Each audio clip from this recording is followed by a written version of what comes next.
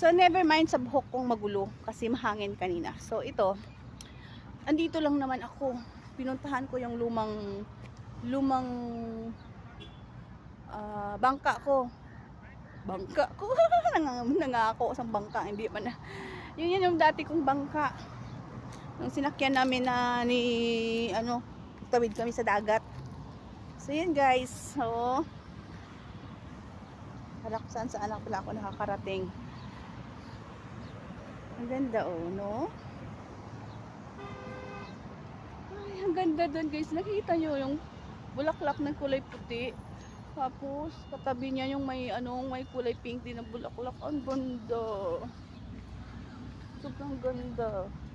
Nakita ako sa kulitis. Wala man ko makitang kulitis.